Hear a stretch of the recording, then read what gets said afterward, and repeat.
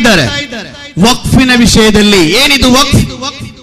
ಒಬ್ಬ ಮುಸಲ್ಮಾನ ತನ್ನ ಅಧೀನದಲ್ಲಿರುವ, ತನ್ನ ಮಾಲೀಕತ್ವದಲ್ಲಿರುವ ತನ್ನ ಸಂಪತ್ತನ್ನು, ಅದು ಜಾಗ ಆಗಿರಲಿ, ಮರಗಳಾಗಿರಲಿ, ಇತರ ಯಾವುದೇ ವಸ್ತುಗಳಾಗಿರಲಿ, ಅವುಗಳನ್ನು ಅಲ್ಲಾಹನಿಗಾಗಿ ಸಮರ್ಪಿಸುವಂತಹ ಒಂದು ಪ್ರಕ್ರಿಯೆಯಾಗಿದೆ ವಕ್ಫ್.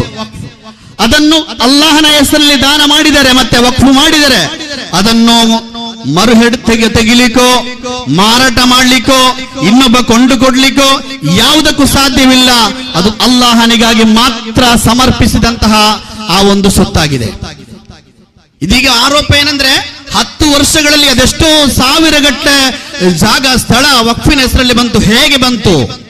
ನಮ್ಮ ದೇಶದಲ್ಲಿರುವಂತಹ ಇತರ ಹಿಂದೂ ಸಮಾಜದ, ಇತರ ಸಮಾಜದ ಜಾಗವನ್ನೆಲ್ಲ ವಕ್ಫ್ ಟ್ರಿಬ್ಯುನಲ್ ಹೆಸರಲ್ಲಿ ಅವರ ವಕ್ಫ್ ಇಲಾಖೆಗೆ ಸೇರಿಸಿಕೊಂಡು ಇಲ್ಲಿ ಇಸ್ಲಾಮಿಕ್ ರಾಷ್ಟ್ರವನ್ನು ನಿರ್ಮಿಸಲಾಗುತ್ತಿದೆ ಎಂಬ ವದಂತಿ ಹರಡಿ ಸಮಾಜದೆಡೆಯಲ್ಲಿ ರಾಜಕೀಯ ಲಾಭಕ್ಕಾಗಿ ಇಲ್ಲಿ ದ್ವೇಷವನ್ನು ಬೆಳೆಸುವವರೇ ನೀವು ಚಿಂತಿಸಬೇಕು. ಈ ವಕ್ಫ್ ಎಂಬುದು ಯಾರಿಂದಲೂ ಕಸಿಯಲ್ಪಟ್ಟಂತಹ ಸೊತ್ತುಗಳಲ್ಲ.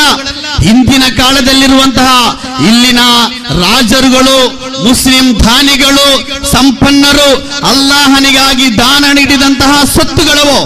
ಈ 10 ವರ್ಷಗಳ ಹಿಂದೆ ಕಡಿಮೆ ಇದ್ದಂತಹ ವಕ್ಫ್ ಆಸ್ತಿ ಹೇಗೆ ಹೆಚ್ಚಾಯಿತು ಎಂದರೆ ಯಾರ ಜಾಗವನ್ನು ಕಸಿದಲ್ಲ, ನಮ್ಮ ಇಸ್ಲಾಮಿಕ ಸಂಸ್ಕೃತಿಯಲ್ಲಿ ದಾನಕ್ಕೆ ದೊಡ್ಡ ಪುಣ್ಯವನ್ನು ಕಲಿಸಿಕೊಟ್ಟಿದೆ.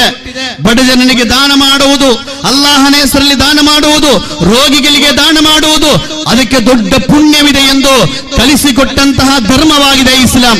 ಆ ಇಸ್ಲಾಂ ಧರ್ಮದ ಅನುಯಾಯಿಗಳು ಆ ಅಲ್ಲಾಹನ ಸಂತೃಪ್ತಿಗಾಗಿ ತನ್ನ ಜಾಗವನ್ನು ತನ್ನ ಮಸೀದಿಗಾಗಿ, ಮದ್ರಸಕ್ಕಾಗಿ ಎಲ್ಲ ಮುಗಿದ ಮೇಲೆ 3 ಕಟ್ಟು ಕಟ್ಟಿ ಮಲಗುವಂತಹ ಕಬರ್ಸ್ತಾನಿಗೆ ಅವರು ಹದಿಯಾಗಿ, ದಾನವಾಗಿ, ವಕ್ಫ್ ಆಗಿ ನೀಡಿದಂತಹ ಜಾಗವಾಗಿದೆ. ಅಲ್ಲದೆ